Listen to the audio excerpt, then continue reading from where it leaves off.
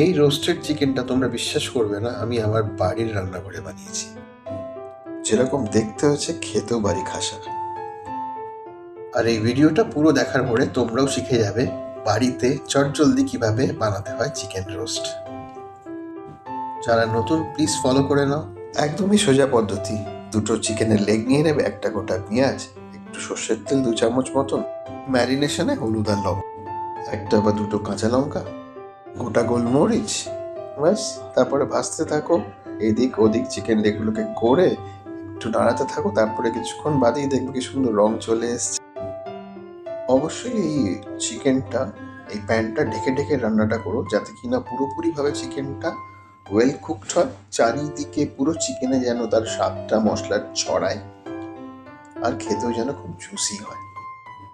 ঠিক আছে, এনজয় করো তোমরা, আর প্লিজ আমাকে জানিও কেমন লাগলো এই রেসিপিটা।